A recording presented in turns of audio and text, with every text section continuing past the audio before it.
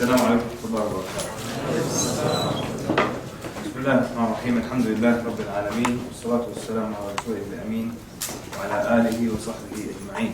أما بعد. First of all, that's not my email address, so those of you who jotted it down, cross it out, please.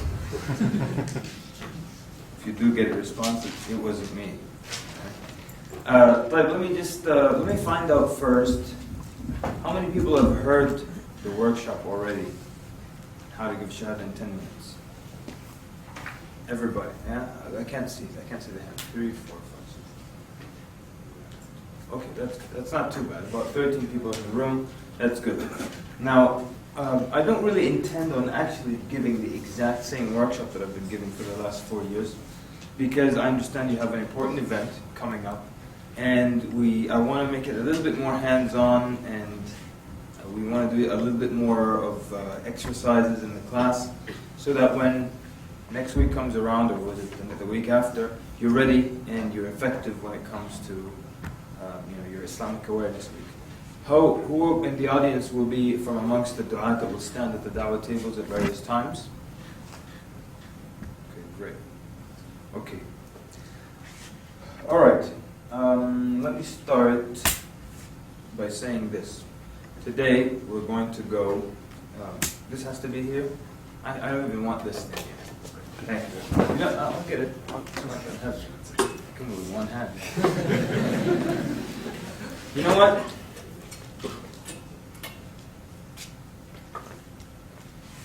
I want us to have a lot of fun today, because Dawah is fun.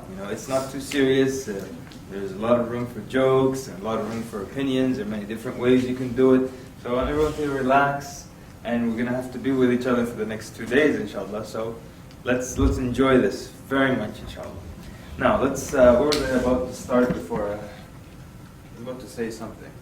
Yeah, a couple of things. First of all, there are no hard and fast rules in Dawah. There isn't just one way to do anything, and there is no magic wand.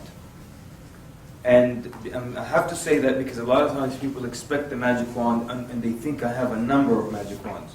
So those of you who like to pull me aside during the break, and you want an inside tip, and I might just say, look, I don't give this to everybody, but here's a magic wand for you. There are none, okay? And there are many different rules and many different ways you can tackle one problem. There's so many different ways I can speak to one individual. So because of that, I would like to invite you to feel free to take and leave from whatever I say today and tomorrow. You don't like anything I say, just leave it. It's not a problem. If you like something that I say, take it and apply it. I've been doing this for about 4 or 5 years, giving this workshop, and there are 2 types of people that come to the workshop. There's one group that wants to feel good, that they did something Islamic for the week, that they sat at some kind of Islamic event, and they make themselves feel good by doing that. They go home and that's it. There's another group that will attend, and then they're just going to try some of these techniques. They'll just try them, right? These are the people that I get emails from around the world, and there's so many emails that I get from people who heard the workshop just online, not even necessarily those who attended. But from those who attended, there was a 15-year-old that attended, and the next day he went to school, spoke to his best friend became Muslim, and according to his words, and he's better than some Muslims that I know, some born Muslims that I know. There's some revert American living in Saudi Arabia who heard the workshop online, started giving some dawah to the foreigners there, and this was 3 years ago or 4 years ago. It had about 53 people that came into Islam. And there's another guy who sent me an email from the United Kingdom, and he was listening to the workshop online. It's like 5 parts. He heard 2.5, and he paused it to go get dinner. He said on the way, he met someone who said that, met a non-Muslim. He said, I used something from the workshop. He said something back that was expected, that you mentioned in the workshop. Then I said something back from the workshop to him, and the guy took his shahada, he became Muslim. So he said, I only heard half of the material. What happens when I hear the other half? So, of course, what happens when he hears the other half is that he gets a shahada every 10 minutes, right? No.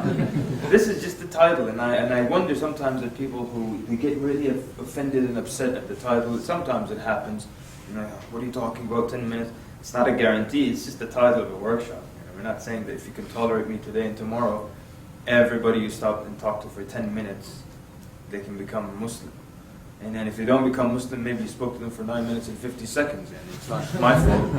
So the truth is, it's not a guarantee, it's just a title. But also at the same time, people become Muslim, sometimes without you saying anything. And I always tell the story of the guy that I gave a pamphlet to, and basically he said, "What do I do now?" I said, "For what?" I said, "To become Muslim." So it can't be that I'm that good, just throw a pamphlet at him. Otherwise, I'd just rent a small airplane and throw pamphlets off at the whole city, But what happened was that he was already searching for the truth, I don't know what happened in this guy's life. And maybe he's been reading the Quran for the last 3 months and talking to people and talking to his friends, and his uncle is Muslim and so on and so forth. And then he's walking somewhere and I give him a pamphlet and he said, "You know what, that's it. That's a sign for me, I'm going to become Muslim." So all I did was just one little part, you see. So, but it is true, there are many people who have taken the workshop, they got a lot of shahadas. I always mention this young man in Canada here, heard the workshop online, I'd never met him before. So he wanted to start a Dawah group, and he brought, let's say, about 160 people to Islam, but he retained 95% of them. Now, you'll hear me talking about being effective and being successful as a da'iyah. I differentiate between the two. Effective is just the person who is able to get people to take Shahada at that moment. But the successful one, those Shahadas, they start to pray, they memorize Al-Fatiha, they learn Tawheed, and they become a part of the community. That's a successful da'iyah. And I'm hoping that you don't just become effective du'at after these 2 days, that you become successful du'at. Because I don't want us to get caught up in the head count, and many people are. Many famous speakers also are caught up in the head count. All they do, they count how many shahadas. And some have incredible numbers, and I wonder how they keep count like that. They'll tell you I brought into Islam, 1,364 people. What do you have? You tattoo every time someone becomes Muslim and you count them. How do you know that? And how do you know that they remained? What is the percentage of those 1,000 that remained upon Islam? Most likely, it's a really, really small percentage. It's probably not even, I would love that it's 1 or 2% remain upon Islam. I don't want you to get caught up in head counts.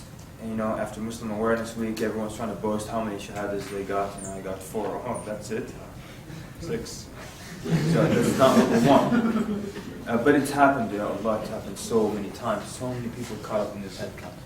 Did I tell you what, maybe some of you heard, maybe the worst, the most low quality shahada I've ever seen? This guy, probably some homeless guy in Washington, D.C., asked one of the du'at, this young man, "Do you have $1?" So the guy said, "Sure. Do you know anything about Islam?" Do you already see the equation that's happening now? You see it? That, I have to bear and withstand your talk about Islam, I get $1 in the end. That's it. That's the equation already. So he starts to tell him about Islam. The guy's not paying attention. He's looking all over the place. He's just not paying attention. And as a da'iyah, you stop and make sure, are you paying attention? Are you with me? And you pause and check. Don't just keep talking. Don't just spill something that you've memorized, the script that you've memorized. And so this person in the end, he says, "So you ready to become Muslim?" He says, yeah. He just wants $1. That's all he wants. He says, "Okay, say after me. Ashhadu." The guy says the Shahada. Then he wants to hug him and everything. He says, okay, you have $1. He says, "Yeah, here's $1. Thanks." He walks away. "Wait a minute. Quran." He just grabs it. "Wait a minute. Your phone number." "I don't have a phone number." He walks off. The brother just wanted to get that Shahada. The guy wasn't listening. He wasn't paying attention. He clearly wanted his $1. But the da'iyah wanted the head count. So at the end of the day, 2 shahadas? 2. That's it. 3. So, and I'll spare you all the other examples. Okay. Anyways, so you don't have to believe everything that I tell you today or tomorrow, but I would like the test between me and you is that you go out and you try these techniques. And you might try one technique on one person, it won't work. So that guy ripped us off. It's not a magic wand, remember? You try another technique, or you try the same technique on a different person, and it might work in the end. So there are no guarantees here. What else do I want to say before we begin? Where do I point at? Just anywhere. Wow. Okay, very good, very good. What else do I usually start with? Make sure I get all the points here. Yeah, I remember now. Feel free to disagree with me. You know, a lot of times people think, well, you know, he came all the way from the States and he's our guest and let's show him some Calgary hospitality or whatever it is. Feel free to disagree anytime. I really welcome it. Most people don't like you to disagree with them, but I would like that. You put your hand up, you say, I disagree with you. And I don't really like you anyways. Just go ahead, it's okay. But if you're going to do that, one of two things. One, you better have some kind of evidence from the Quran or the Sunnah, or some kind of collective years of experience, not just one thing. I'm saying collective. I'm not saying you have to be a da'ih for 10 years in order to disagree with me. No. What I'm saying is, you know, you might say, well, over the years we have noticed this, or I've spoken to a lot of du'at and they have all said that. Now I'll tell you why I say that. One time I invited people, said, you know, feel free to disagree. This guy kept disagreeing with me on one of the only 2 points that I absolutely insist upon. And in the end, I just asked him, okay, where are you getting this from? He said, I'm guessing. He was just guessing. So I'm giving you years of collective du'at who've experienced the same thing, and it's been proven and tested, and you're telling me you're just guessing? So don't disagree with me based on a hunch, but feel free to disagree based on, you know, whatever evidence you have or whatever kind of study you have. And it doesn't have to be a study done by Muslims. It could be even, you know, psychologists said X. That's fine. Feel free to disagree. Okay. So I welcome that anytime, and I know in every community there is that guy. There is that guy who disagrees with everything. Everything. You know? Good morning. It's actually 12:01. It's afternoon. Argue about everything. You know. And just as a joke now, they tell you there was this guy, and they were talking about this guy, these 4 people sitting together. He said, you know, brother so-and-so argues about everything. You cannot sit with him for 10 minutes without him arguing with you. So one of the people at the gathering said, oh yeah? I guarantee you I can go sit with him for half an hour and I'll never argue with him. They said, no way. No matter what you do, no matter what you say, he's going to find a way to argue with you. I bet you I can go and sit with him for half an hour and we can never get into an argument. They said, okay, go ahead and do it. So then he goes to the guy's house. He knocks on the door. Argumentative guy says, who is it? He says, it's me. He said, no, it's not.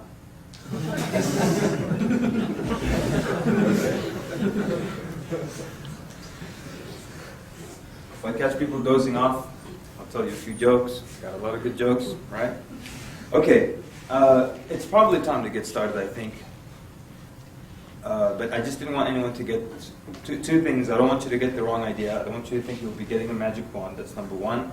Or that everyone will become Muslim if they spend 10 minutes with you. Number two, I don't want you to think that everything, that you're going to be wasting 2 days of your life. That a lot of people have become, very successful da'at from attending this exact same workshop. And I think we're going to up it up a little bit this time and do a little bit more training and back and forth so that you can be more ready for your Islamic Awareness Week.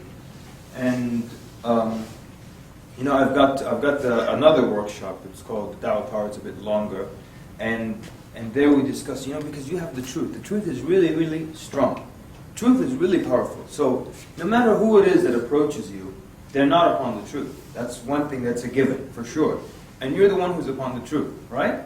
So when you're upon the truth, it doesn't matter who's coming at you. You know that you have the upper hand, and that's why some people might think, well, this technique is just miraculous. I used it and it worked like a charm. It's not. It's the fact that you have the truth, and the truth is so powerful, and it destroys the falsehood, as Allah Azza wa Jalla mentioned in the Quran. بَلْ نَقْذِفُ بِالْحَقِّ عَلَى الْبَاطِلِ فَيَدْمَغُهُ.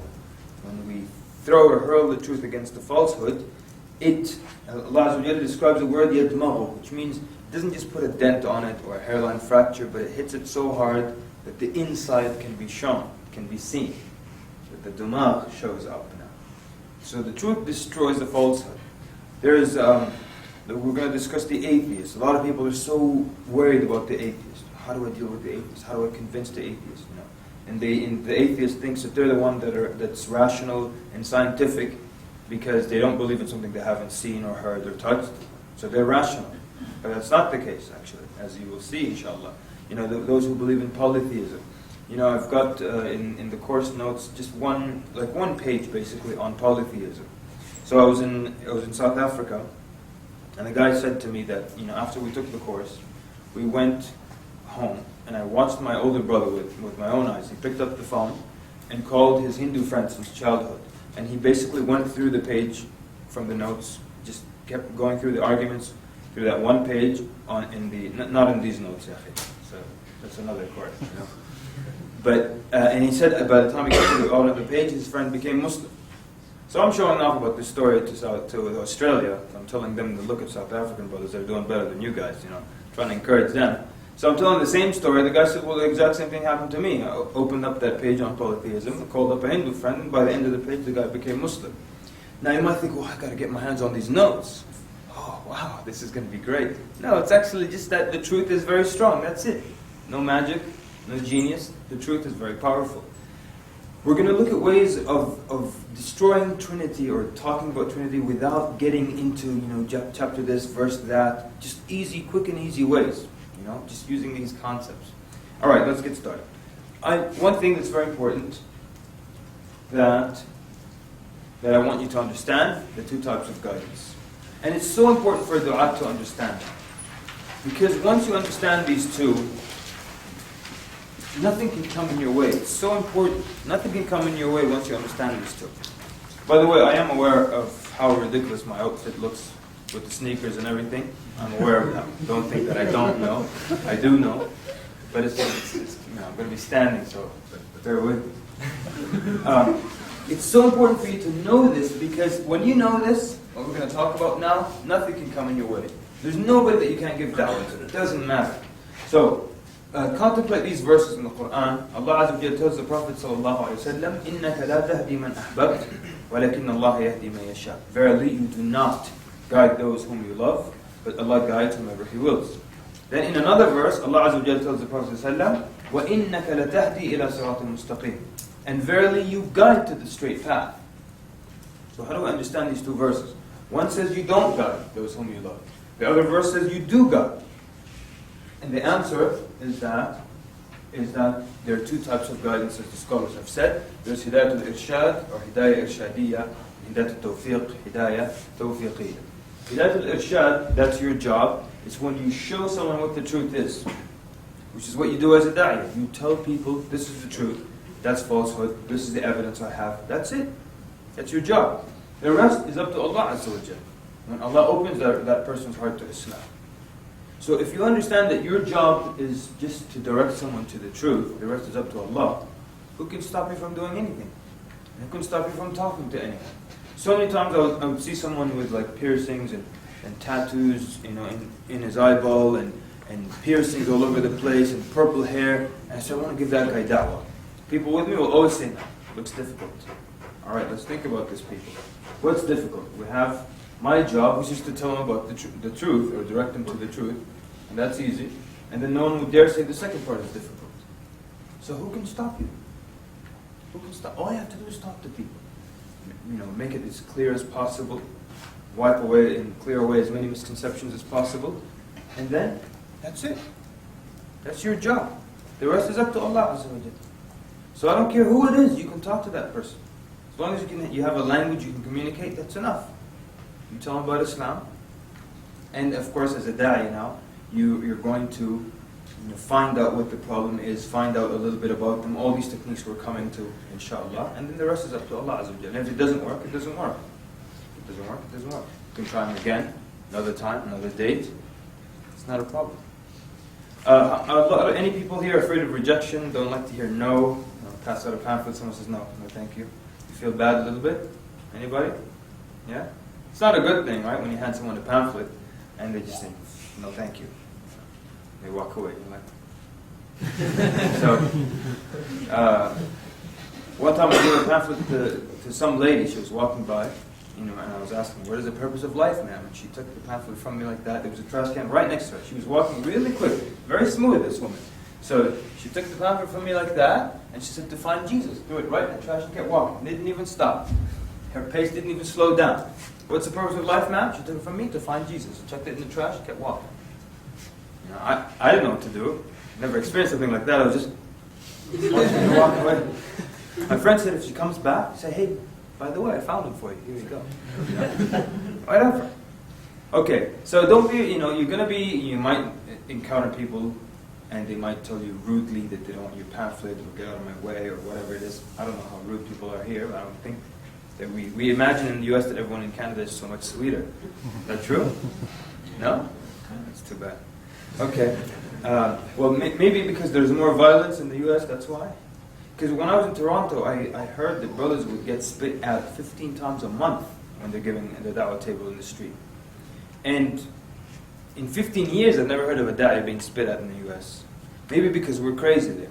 Somebody spits at you, he can expect that he will get shot, stabbed, murdered, put in a plastic bag and frozen over the years. So maybe because we're crazy, people don't do things like that in public. And maybe because people are calm here, maybe they can push it a little, I don't know.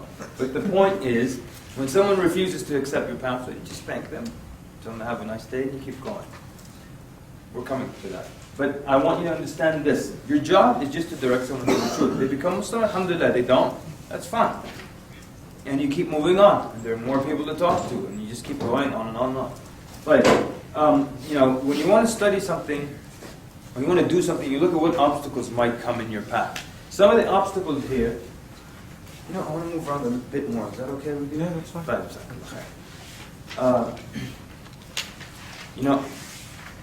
Let me just see. Do you think any of these might apply to you? We're talking about obstacles. What will stop me from going out and giving some da'wah? What will stop me from going out and being an active and effective da'wah? Any of these apply to you, perhaps? Yeah. You don't have to say which one, but yeah? Any of them? Maybe some of you, number 4, you're a bit shy. I feel like I'm a bit too shy, so I can't really go out there, stand in the middle of that, what do you call that room where you have all the action happening? North Korea. The what? North Korea. North Korea? Courtyard, yeah. Courtyard. So I can't just stand there, people are rushing off to class and I'm trying to shove pamphlets in their face. I'm too shy to do that. Maybe that's your problem. Maybe you feel that, I don't have enough knowledge to give da'wah. What if the non-Muslim stops me and says, listen, I want to know what the four madhahib say on this fiqh issue. Thinking, IslamQA.com, right? So these are some of the problems. One, a lot of people expect instant results. And I want to tell you this, that when you're calling your classmates, roommates, people, co-workers to Islam, don't expect that they'll become Muslim immediately. There are a number of things. One, they could become Muslim, within a short period of time. It could be a couple of months or what have you. 2, maybe you'll spend a lot of time with them, they never become Muslim. But maybe you clear away so many misconceptions from their mind that they sympathize with Muslims. That's good for Muslims, for a lot of non-Muslims to understand true Islam. That's good for them. It's good when lawmakers understand true Islam, politicians understand true Islam, and they don't believe everything in the media. That's a good investment, you're not wasting your time. On top of that, you're giving da'wah. The act of giving da'wah, you get reward for it. It's not about how many people become Muslim as a result of your da'wah. Just the fact that you're standing and giving da'wah, you get reward for that. True or false? True. And that's why in many verses that we kind of skipped, where Allah Azza wa Jalla says, وَمَنْ أَحْسَنُ قَوْلًا مِمَّنْ دَعَى إِلَى اللَّهِ وَعَمِلَ صَالِحًا وَقَالَ إِنَّنِي مِنَ الْمُسْلِمِينَ.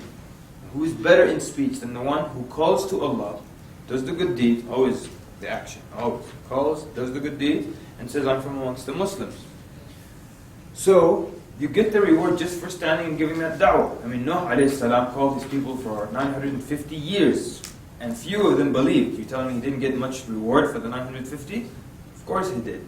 So, don't expect instant results. And you may say something to someone now, and they will take it with them, and 3 years later, something will happen in their life, and they'll remember you, and they'll become Muslim. We had one person, again, I'm trying to stress this point, don't expect instant results. We had one person in Virginia, and when they would give him da'wah, he would just argue adamantly. Then later on, after he became Muslim, he told them that when I used to argue with you, I was actually internally convinced with everything you said, but I just couldn't lose the argument. See? So when they're giving him da'wah, what do they see externally? He's not accepting the message, but internally he was. So they could have given up because they were expecting instant results. I always joke and say, people now, they expect to start talking to someone in the street. While they're talking, that person's beard starts to grow and grow and grow, and then he's khalas, already a Muslim. doesn't happen like that. There's a long process that we have to go through. We have to eat kebabs, biryanis, all these things. You just become Muslim like that. Right? Excuse my biryani jokes, you know. And a lot of people think I like biryani because I joke about it so much. I don't hate it, but I've got issues with it. I'll explain it to you later when we talk about some other things. I have an analogy with it's your speech and biryani. We'll come to that. If I don't, remind me. You know, not having enough knowledge. You have, if you look, we won't disagree. The more knowledge you have, the more effective you can be, no doubt. I don't think anyone disagrees with that. But at the same time, you only need very basic knowledge of the religion in order to call someone to it. Same situation with Abu Bakr radiallahu anh. When he became Muslim, he brought to Islam 6 out of the 10 given glad tidings of paradise. So, at that time there were not many ahkam or fiqh issues that were revealed, or even ayat that were revealed, but he took the little of truth that he knew and he brought people to Islam. You can do the same thing. Now your best friend as a da'iyah, when you don't know the answer, is to say, there you go, that's it. Who said because you're a da'iyah you have to have infinite knowledge? If you don't know the answer, just say, I don't know. It's the greatest and easiest thing for you. Your best friend, I don't know. So next time someone asks you, who's your best friend? Say, I don't know. Well, who do you like? I don't know. You understand? Please, people, get used to it. I don't know. It's good. It's easy. It makes your life easier. And it keeps you humble as well. Don't try to wing it. Okay? Be like George Bush, you know. Try to wing it. You make yourself sound worse, or you get yourself in trouble. Don't. But you know what? I know I'm saying this, but a lot of times young men, they just can't say I don't know. We had a young brother, and if he doesn't know the answer, or someone says, I want to ask the sheikh a question, he says, ask me, let me try it. What is it, an exercise? You're going to try it? Let me try it, like it's a game or something. No. You're going to try it, then you might give a wrong statement, and then that person will take it with them and then act upon it. So get used to saying, I don't know. It's really, really good. You know, one of the things one of the great scholars, and they say that when a young man would come to him, and he would tell him a hadith. The hadith, the sheikh memorized it since he was 6 years old. And he knew the tafsir. And he taught it so many times, multiple times. And he taught it in khutab. They said the sheikh would sit and just humbly say, Subhanallah, like he never heard it before. Subhanallah, Subhanallah, Subhanallah. While the young man is telling him the hadith, it's as if he never heard it before, you know? Now, how do we do it now when someone is telling you a hadith and you know the hadith? It's like when someone wants to tell you a joke. You hear the one about the Muslim walked into an airport. It's like, yeah, I heard that one. Stop him. Someone's trying to tell you a hadith and you know it, you stop him now. One time the Prophet ﷺ was with one of the companions. Yes, that was Mu'adh bin Jabal. This hadith is narrated in Al-Bayhaqi and in Bukhari and in Muslim. There's a narration there as well, but it has so and so in the chain, so therefore it's weak. Go ahead. I know what you're talking about. Humble people, humble. I don't know. Fine, no, not a problem. Okay. A lot of people feel they need da'wah, and I'm sure all of us in this room feel, I would like to get some da'wah, I would like to increase my iman to this level or my knowledge to that level. But the truth is, when you go out and give da'wah, it increases your iman. It was addictive in our school in the good old days. There were so many people who just came down when it was da'wah day. Because they wanted it, and it made them feel good to pass out some pamphlets and talk to people. It made them feel good. So it's not like you wait for your iman to increase before you go out and give da'wah. Your iman increases as you give da'wah. So try that. And at the same time, the scholars say if you wait for number 2 and 3, you will wait your whole life till you go to your grave. And they say if you ever wake up one day and number 2 and 3 are there 100%, know that you've gone astray. If you ever wake up one day and say, iman is 100% today, that's good. Knowledge is 100%, I'm ready now. Look out world, here I come. No, look out world, here comes your bid'ah, because now you've gone astray. Number 4, we spoke about that. You know what the cure is for number 4? Who knows? What's the cure for number 4? Anybody? What? Yes, someone's shy. What do I do to this guy? What's that thing called? Courtyard? North Courtyard. North Courtyard. It's like when you first go into it, Uh-huh. like a cold swimming pool. Uh-huh. That's a very, very nice analogy, sir. I like it. Very clever. So, it's like a cold swimming pool. When you jump in a few seconds, you're okay. That's it. No matter how many years you've been giving da'wah, you always feel awkward in the beginning. Especially if you stop for a while, you're like, oh man. I have to start standing in front of people, yelling things at them, trying to get them to stop, eye contact, things that, it's not me to do these things. Yeah? But you know what? You call the first guy. You call the second, third, and that's it. You're used to it now. What about another solution for a shy person? How could you help another shy person? How could you help him stand there in the north courtyard and pass out material and not be shy? How can you encourage them? Yes, sir. Take him with you first.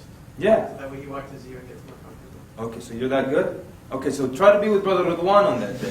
You know? You get your confidence, boost and everything. Be with him. So yeah, go with someone, have a partner with you. You can be two inexperienced people as partners, but they will encourage each other. Or one more experienced person, you go with them, and then you first time, second time, and that's it. It gets better. Number 5, one problem is a lot of people don't know who they're talking to, and they assume, and they just keep going through their script. You tailor your talk based on the individual, all right? Because, what if I told you right now that there's someone out there who needs, he or she, there's just a person out there that needs dawah. Can you prepare your script here and go out and read it to them? Who can do that? Because if you can do that, I'm going to sit down, I want to hear from you, because that's incredible. No one can do that. Because what if you open that door and you go out, and that person was a woman, for example. So and this is a brother now going out, you're expecting to shake hands, my name is so-and-so, what's your name? You go out and it's a woman, suddenly it's a different story, So, what are you going to do? So that means when you go out there, you tailor that talk based on the individual. Tell me, is there a difference between speaking, and I'm going to give you a list of people, tell me, is it different in approaching them, male or female? Different. Rabbi, or priest, or atheist. Very different. Old person or young person? Different. Someone your age? Also different, right? What about the environment where you're standing? What if it's like a busy street, a lot of cars, a lot of buses making noise, and you're trying to talk, you have to yell over that. Does that make a difference? Yeah. What if you're in the library, you have to be quiet? Makes a difference. So your environment affects your talk. The person affects your talk. The weather affects your talk. Does the weather affect your talk? Yes. Yes, it does. If it's summer and the butterflies are out and everything, and you can tell them about the beauty of this religion, and therefore you can even use big words. But when it's cold, you're like, so just say La ilaha illallah and let's get this over with. You understand? So everything affects your talk. Everything affects your talk. So because there are so many different scenarios and situations and people and belief systems, the da'i has to be malleable, bendable, flexible, like metal, You have to be malleable, you have to be flexible. You have to adjust to situations. And sometimes you're going down a path and you discover something about the person. You have to change a little bit. One time I was talking to someone in the street, and he had a son with him. And it seemed like it was just like a father and son thing for them. The father wanted his son to be a man. Maybe the kid was 10 or 11 years old. So every time I spoke to the father, because naturally I think he's a decision maker, the father was just mostly concerned about me addressing his son. So every time I'm talking to him, he'll say, "You are talking to both of us, right?" He wanted me to acknowledge his son as a man. So now I got to talk to this little guy. Okay. So basically, then I look at him and I forget again. He tells us, "You are talking to both of us, right?" And then I look at the kid again. Now, in retrospect, I think I should have just tried to get the kid to take the Shahada. And then when the father tries to jump in, he says, "He's a grown man, what's your problem?" But anyways, you might have to adjust midway. I'm going to spare you some of the stories. But a lot of times, let me tell you why this workshop is usually 6 hours long. It's not 6 hours long because we're learning entirely new techniques. Part of it is that we're unlearning the wrong way of giving da'wah. The wrong way of giving da'wah. We have so many rules about da'wah that just don't make any sense, or they don't have any study or anything to back them up or proof for them. And so many ideas and notions here and there that we need to unlearn all these ways and then also learn a few more new techniques. There's so many things, like we have sometimes rituals associated with taking the Shahada. And like there was one time we were at this conference, and then I made this point, and one of the speakers there, he got up and he said, "Yeah, actually when I went to the masjid to take my Shahada years ago," So I went in, I told the brothers at the office, Assalamu alaikum, I'd like to become Muslim. So they said, okay sir, please have a seat, because the guy who gives shahadas is not here. Okay? They said, I sat down and I kept waiting for a long time, until this guy who gives shahadas came. Who is this guy who gives shahadas? I mean, I really want to meet this guy. Is he some certified shahada giver, yani? He's got a thing on his board, like, there, I'm certified, yeah. This is my card if you'd like to make sure it's not expired yet, and say after me. Who is this guy, shahada giver? You know, or no, you have to do it after Jum'ah in front of the people. Who makes up all these rules, you know? So, okay, let's move on then. Now, so we looked at the internal, and by the internal I mean the problems you might have that might stop you from being an effective da'iyah. Now we want to look at problems that you might encounter on the side of the prospect. Now, you do know that for these 2 days, when we talk about da'wah, we're talking about da'wah to non-Muslims. Because da'wah includes da'wah to Muslims, but we're specifically talking da'wah to non-Muslims. Everyone aware of that? Because sometimes after I'm done, some guy comes up, you didn't tell us about Muslims. The agreement was how to get a shahada. The Muslim already gave the shahada, or said the shahada, right? So, on the part of the mad'u, or let's call them the prospect, the one that you call into Islam, they also have some things that will stop them from becoming Muslim. One of the ones I want to focus on a little bit now is the first one. And the whole thing I said about why it takes 6 hours, because as we unlearn and we learn new techniques, it might be difficult for you to swallow some of these signs or some of these points. And so I have to illustrate that a number of times using different stories and just to get the point across. So a lot of times people will look for a sign from Allah that tells them this is the time to become Muslim. And a lot of times I will ask in the audience, the reverts, to tell us how long it took him to become Muslim, and why did you finally decide to do it? Someone will say something like, well, finally one of my Muslim friends said, why don't you just become Muslim now? There was a guy, he said, I was studying Islam for 3 years, waiting for something, for a day when I should become Muslim. And then, one of my friends just suddenly out of the blue called me up and said, why don't you just become Muslim right now over the phone?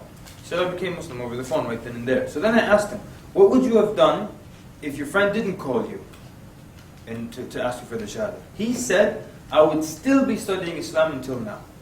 Still studying. So, a lot of times people look for a sign. What do I mean by that? In a predominantly Christian society, there's a lot of emphasis on vision, or a clear sign from Allah. And you've probably seen this in their sitcoms, in their cartoons, in their movies. God, give me a sign. Lord, give me some sign. Tell me what to do.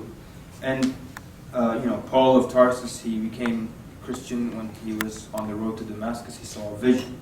Augustine, later on, he's saying, not Augustine, the Emperor Constantine, he saw a vision as well. Even the Mormons, the guy saw a vision. All these visions and clear signs. But Allah says in the Quran that His signs are subtle. And His signs are for those who contemplate and those who consider. And that's why, so the story goes that I went to pray Dhuhr at an Islamic center, and I saw, as I'm walking in, this Caucasian American man walking out with a bunch of books, and the whole staff of the center, they're walking out behind him and they're waving him goodbye. All right. So what happened? He came to them and he said, I'm interested in getting some reading material about Islam. Their job as du'at is to fulfill that need. He said, I want to get more material. They said, here's more material. Okay. Now, what would you do here a little differently perhaps? You would what? What would you do differently? Yes, sir. Give them a quick rundown of Islam beforehand. Okay. Anything else? You're right. I'd ask him what he read before. Uh-huh. What he read before? What he wants to read. What he wants to read? What he's looking for. What he's looking for? Good. Is that what you were going to say? Excellent. So it's not that he says, I need reading material on Islam. You say, you want reading material on Islam? That's exactly what I'm going to do. I'm giving you reading material on Islam. That's it. So, come on, you want to try to sell some more a little bit over here? Would you like fries with that? Would you like to supersize that? How come everyone else tries to sell you more, to give you more, but we just want to give the pamphlet? You want pamphlets? Here you go, pamphlets, yellow. You're not on my conscience now, leave. So, how come no one asked him anything? So basically I asked him this question. I said, when I saw him come out, I said, how are you doing? What's happening? He said, well, I've been interested in Islam for a while, and I came to get more reading material. Now, by the way, I'm looking for those of you who have not heard the workshop to respond to me more so than those who have. Okay? He said, I've been interested in Islam for a while, and I came to get more reading material. What would you ask now? There's no wrong question, by the way. And I'm going to tell you what I asked. That doesn't mean that's what you should have asked. There are many ways you can go around about this. So what would you ask? I've been interested in Islam for a while, and I came to get more reading material. What do you want to find out? Yes, sir. Try and find out what's stopping him from becoming Muslim. Okay, good. Try and find out what's stopping him from becoming Muslim. Everyone agree with that? Makes sense. What else? Yes, sir. What do you know about Islam? Okay. Yes? Sorry? What got him interested in the first place? Uh-huh. Good. How long is a while? How long is a while? I like that. Very good question. And all the questions were good. This thing had to be right there. So, how long is a while? And that's the question I asked him. Not that it's the best question, but maybe I've been interested in Islam for a while, meaning for like 4 days. Maybe it's 5 years. Maybe it's 2 years. I want to know what this while is. Because now we have two branches here. So I asked, how long have you been interested in Islam? He said for about a year. Now, I know there's a problem. Immediately. Is there a problem? Mm-hmm. Why is there a problem? Because he hasn't accepted the Shahada Yeah, yet. he's been interested for a year and he didn't become Muslim. Something must be stopping him. Something must be stopping him. What could it be, possibly? It could be anything, okay? It could be waiting for a sign. Yeah? Anything else? Come on, there are a million and one things. It could be that he likes pork, he likes beer, yeah? Family. What else? Nobody's approached him? Nobody's approached him. Yeah? What else? Misconception. Misconception. There you go. It's possible, right? So you need to, look, your job is, you're like a doctor. You diagnose. You need to find the problem. Always. You need to find the problem. Yeah? Great. I'm happy some people wrote that down. You're a doctor, you diagnose. You all get PhDs after tomorrow. We're done tomorrow. You're all doctors. You tell people I'm a doctor now. In what? No, got one.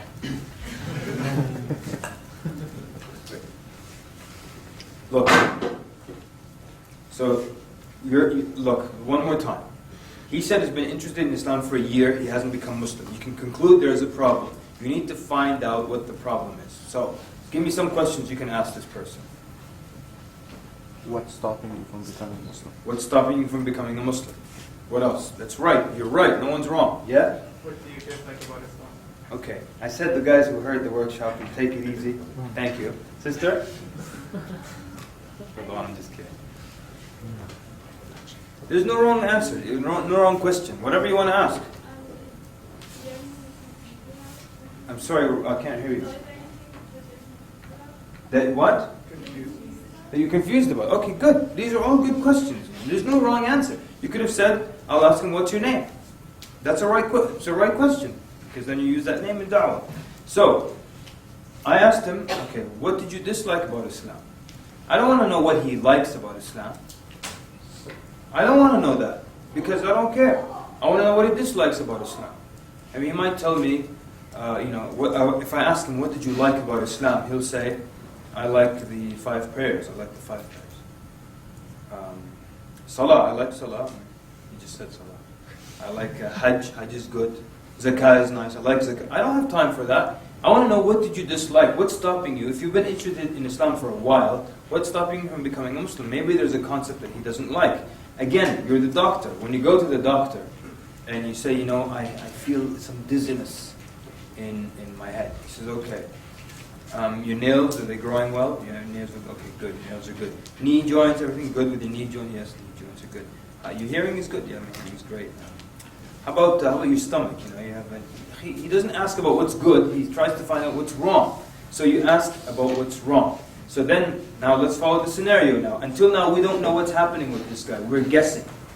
So I don't know if it's a sign. I don't know if it's a misconception. I don't know if it's his wife who won't accept it. Do you know? No. Come on, people, we don't know, right? We don't know. We're trying to find out. So, our first question, what did you dislike about Islam?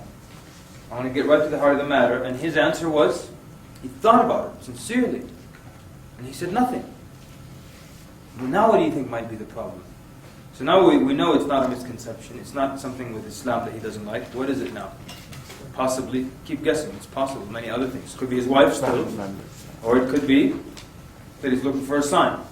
So now he said, all right, and now I have only this hunch that he's maybe looking for a sign from Allah. So I'm going to test it. And if it's not, I'll go for, maybe it's family member or other influence. So I said, okay, I think you're actually looking for a sign from Allah subhanahu wa ta'ala. Because, I'm guessing he's of Christian background, and most likely he wants a sign, and many times, people who, before they become Muslim, they keep waiting for that day when they just feel that this is the day to become Muslim. Everything is so romantic these days, I mean, it really is. Everything is romantic. And that's not a bad thing, it's good, I think, right? But, so there's too much emphasis on, they want to wake up one day after a good night of sleep, and they go like this, and then there's a robin singing on their windowsill, and the sun is out, and it's just, everything is so romantic. They say, this is the perfect day to become a Muslim. And I always tell people, it's not that romantic. It could be just some, some imam with a broken accent is a little harsh. Come, say after me. And it's just, a very difficult situation. There's nothing romantic about it whatsoever. So I told him, look, I think you're actually waiting for a sign from Allah to tell you should become Muslim today. But let me tell you, and this is exactly what I told him. I said, listen. And by the way, a disclaimer here. As I am telling you this story, I become excited as I'm telling you this story. But that's not how I talk to people. Because I'll tell you, I said this. But I don't speak to them like that. I speak very calmly. But I'm only excited now telling you this story. So you speak to people very calmly, and very mature and calm and sane manner. Right? So I was telling him, look, the signs of Allah, they're very subtle. You don't expect a deep voice to tell you to become Muslim, or a beam of light to show up in a dark room or anything. Allah says in the Quran that verily, in these signs, إِنَّ فِي ذَلِكَ لَآيَاتٍ لِقَوْمٍ يَتَفَكَّرُونَ أَوْ لِقَوْمٍ يَعْقِلُونَ. Verily, these things are signs for those who contemplate or those who consider. There's another verse in Surah Ar-Ra'd, the thunder, in the beginning. So, if you contemplate the signs of Allah, you'll recognize it's a sign of Allah. If you consider, you'll find out it's a sign. It's not like neon signs. The signs of Allah are subtle. So I told him the signs, Allah tells us in the Quran that His signs are subtle. You already got your sign. What's His sign? Can you tell us? I told him you already got your sign. Someone who hasn't heard the workshop. What are His signs? He's already exploring about Islam. Right? That's why he said it at the Muslim. Okay. So he's, the fact that he's in the masjid, he's been reading about Islam. What else? That you're actually speaking to him? Possibly that I'm speaking to him. What else? That there's nothing that he dislikes about Islam. Isn't that a good sign? So I told him, listen, and use those things to convince the person. So I said, look, now, how many people hate Islam? You've been interested in Islam for about a year. How many people believe what they hear about Islam in the media and have so many issues? I asked you, what did you dislike? You can't think of anything. That's your sign.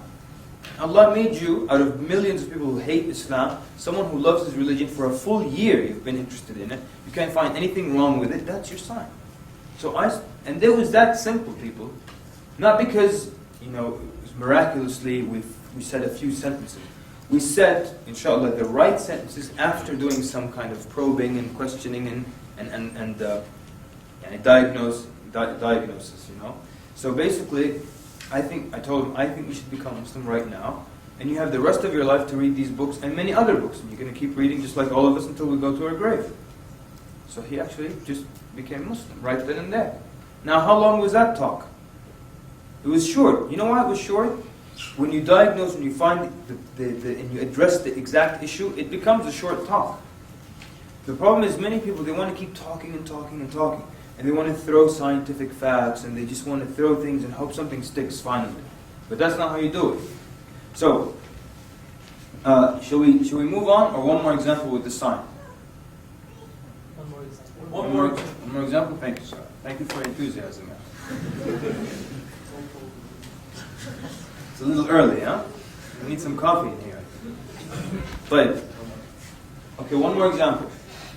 This was a big convention in the United States, big bazaar room, and they told me that there was a woman who was interested in becoming Muslim. So I went to her. It was this African American woman, probably in her mid to late 40s. Her name was Adrian, and she was standing in the middle of the bazaar room with thousands and thousands of Muslims. So at the minute I get there, I've been told it's a woman, but I don't know what her story is. Does she know anything about Islam, or she knows zero about Islam? Is she atheist, Baptist, or just some other denomination? I don't have a clue. So I need to find out. So I came to her, said, I heard that you're interested in Islam. She said, yeah, I'm quite interested in Islam. I said, how long have you been interested in Islam? Does that make a difference? Makes a big difference. She said 3 years. So now where am I going? Where's your mind going now? 3 years. Now you're thinking, go ahead. What's the problem? And it could be what? It could be many things. Sign, could be misconception, could be family members, this and that. And in her case, first of all, she said that. No, so now I said, do you know much about Islam? She said, yeah, I read some books about Islam. So you believe that Allah is one? She said, yes. You believe that the Prophet ﷺ was actually the Prophet of Allah? She said, yes. The 5 pillars make sense? Yes. And I think we did a review of the 5 pillars. You could do that in 50 seconds. Fine. So now she has the ingredients of becoming a Muslim, right? So if someone has the ingredients of becoming a Muslim, what's your next step? Go ahead. Now, if they have all the ingredients of becoming a Muslim, then you ask for the Shahada. Make sense? They have all the ingredients of becoming a Muslim, you ask for the Shahada. If they're missing them, don't ask for the Shahada. Maybe not. But she now had everything, the 5 pillars, the Tawheed, the Prophet ﷺ. So I said, you should become Muslim then. He said, no. Now I need to find out what the obstacle is. So she said that her fiance told her, when you're going to go to that Muslim convention, don't come back as a Muslim. Now how do you clear that? How do you clear that? How do you fix that? Yes, sir. Well, I mean, in her way of thinking, she went as a Muslim. Possibly. It's very possible. I mean, you could argue with, tell her that, you're basically there, you just have to say it. What else? Yes, sir? You discussed the importance of either following or taking the opinion of her fiancé or taking the opinion which is expressed to herself. I didn't quite get you. I'm sorry. Which I think you're on the right track. What would be more important to her? What her fiancé says about Islam or what she's hearing about Islam? There you go. Very good. Yes, sir? What is your fiance's problem with Islam? Okay, that's possible. Yes, sir? Kind of along those lines, but also why did you bring him with you? Okay, that's possible. Yes, sir? Should we do it secretly at first and something it does? Okay. Yes, sir? Nothing's wrong here, by the way. Yeah? Could you say, you never know when you're gonna die? Uh-huh. And keep pushing that thought further. You might die by the time you go home. So, okay, very good. So now, what we're getting her to see is that, you're reminding her of the akhirah, people. It's Allah and His eternity in the hellfire versus, this guy. And that's basically what I told her. So we fixed this problem very quickly, actually. Said, okay, listen, on the Day of Judgment, everyone will stand in front of Allah by themselves. Allah will call you by name, and you will be held accountable for your deeds. And you'll be held accountable for everything. The disbelievers, they will just be held accountable. So your boyfriend, or your fiance, or your family or father, nobody will stand and answer on your behalf. So you're responsible for your deeds. So then basically we took care of that, and that was the end of that problem. I said, now, become Muslim. Because now there was an obstacle, we fixed it, you asked for the Shahada again, right? Because that was what's stopping her in the beginning. You asked for the Shahada again. She said, no, I just want to, just not ready, I want to take my time, or want to see how things go. So I figured maybe she's waiting for a sign from Allah. Now let's see, maybe I was right, maybe I was wrong, I don't know. So I'm testing it. I told her, look, I think you're waiting for a sign. Let me ask you this. If you were going to get a sign from Allah, if Allah wants to tell you you need to become Muslim, will you expect to be walking down the street and then you see a big neon sign that's flashing that says, Adrian, become Muslim right now? She said, no, I won't expect something like that. So you might expect that sign of Allah to be subtle a little bit. She said, possibly. I said, like some short, annoying man with glasses telling you need to become Muslim right now. So she laughed. She said, that's possible. So then I'm trying to get her to see that you've got your sign from Allah. So I told her, listen. And you're not going to find anything phenomenal about what I'm about to tell you. It's very simple things. You're just trying to get someone in front of you to think. I told her, how many Muslims are in this room right now? He said, thousands of Muslims. I said, how many non-Muslims do you think are inside this room right now? She said, probably just me. I said, how many non-Muslims are outside of this room? She said, billions of non-Muslims. I said, okay. From the billions of non-Muslims in the world, Allah chose you to put you in a room amongst thousands of Muslims. And you've been interested in his religion for 3 years. I asked you if there's anything you dislike about his religion. You said no. I told you, give me a good reason. I forgot to mention this. Give me a good reason you won't become Muslim right now. A good reason and I'll leave. I won't bother you. But just give me a good reason. Nothing like, I gotta give me a good reason. And she couldn't think of a reason. I said, I asked you for a reason, you couldn't think of one. We went over the ingredients of being a Muslim and you're essentially there as far as belief. And you're still waiting for a sign from Allah. So do you think that was enough to get her to become Muslim? No. So basically, in the end I told her, and I don't do this with everybody, but sometimes you can see how much you can go with people based on their personality and how friendly they are. I said, listen, I actually have to go now. I'm going to give you 3 seconds to become Muslim. No pressure, right? Because it was kind of a jokingly kind of, I said, look, I'm going to give you 3 seconds, I have to go now. 1, 2, 3, I started to walk away. She said, what? You're just going to leave me like that? And she became Muslim. So, again, it was a combination. In this example, we see how many ways you can say, well, maybe this is the issue. Maybe that's the issue. And you can ask. Like one brother said earlier, one of the easiest ways to find the obstacle is to say, what is stopping you from becoming a Muslim right now? When do you ask this question? When they have the ingredients, the 5 pillars. You say, what's stopping me from becoming Muslim right now? Then they will come out with it. Oh, it's my fiance. Oh, it's this. Oh, it's that. Or it could be any one of these. So when you're looking for this external problem, it could be a sign. It could be a misconception they have about Islam or about the Muslim. That's why you ask, what did you dislike, or what caused you any problems, or what caused friction in your heart. You find out what the misconception is. Or it might be the influence of family or religion. It might be that we think, religion just causes problems worldwide. You might experience that on campus in a few weeks. Someone might tell you, well, I don't like to talk about religion because most people die, or more people die because of religion than anything else on earth. Have you heard that before? Okay. Now, who would like to answer that for us? How do you refute that? Someone who hasn't heard the workshop, please. Let's get some fresh ideas here. And Tofla. The 2 most destructive wars in human history had no religion in them whatsoever. Okay, very good. Yes, sir. Same thing? No, I was going to say the plague and stuff like that. Okay, so people die because of diseases, possibly. Okay, yeah? I was just going to say a lot of people died from wars since the beginning of time. Okay, but what if they argue these are religious wars? But not necessarily. Okay, good, yeah? Good. Try to. He said, give me some examples. Yeah. Try to get to explain to them the difference between religion and followers. Just trying to keep the blame away from religion and? Yeah, it's more of like a political side of religion. It's not really like a religious thing. Okay, good. All these answers were actually correct. And the truth is, that statement is false. Don't accept that statement. It's false that more people die because of religion than anything else on earth. That's wrong. It's not true.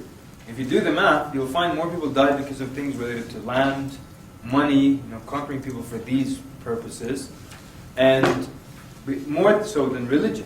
And when religion is brought into the mix, it's not purely because of scripture, but because of also another factor on top of things. And again, the example I always use is New York City has a lot of Jews living there. It has a lot of Palestinians living there. Why don't Jews come and bulldoze apartment buildings and have Palestinians in them in New York City? And why don't they kill and have altercations in New York City? Because neither religious scripture says you need to kill the other person simply because they're Jewish, or you need to kill the other person simply because they're Muslim. It doesn't say that anywhere in their scripture, does it? But because there's an additional factor when it comes to their dispute there's a land dispute. So you see what I'm saying? So it's not that there's any religion in the world where you open it and the scripture says just go kill the other person because he doesn't belong to your faith. But there's always somewhere and some way that they bring religion in. Just like with the Crusades, from the European side, they brought the religion into it to get people to join armies, And they had, images, Muslims were desecrating Christian sites, and that got people so riled up, and they joined the armies in such huge numbers that they were not equipped to feed them, and a lot of them died of starvation. So a lot of times religion is used also to rile people up and so on and so forth. But was there any war that was purely because of religion or because of scripture that said just kill the other guy, just kill him, just like that? So anyway, so the idea is that it's not true, and don't accept that argument. Anyways, is it time for a break or something? Have we done an hour?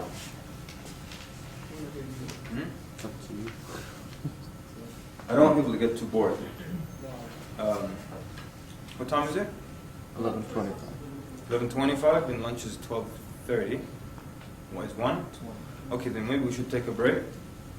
So, if you want a 10-minute break, is that long? Okay, 10-minute break. I'm going to be here. Now, before you go, one second, sorry. Before you go.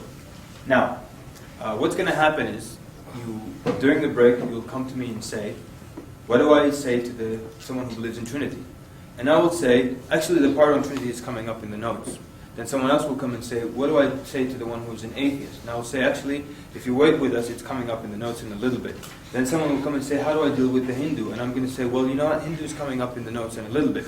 So, I welcome all your questions. Ask me any question related to something we've already discussed, because there's a lot coming up. So try to ask me about things we've discussed. Say, I didn't understand that slide, or you skipped this slide, what is that saying? And so during the break, because we don't have too much time, and I want us to get as much as we can out of these 2 days.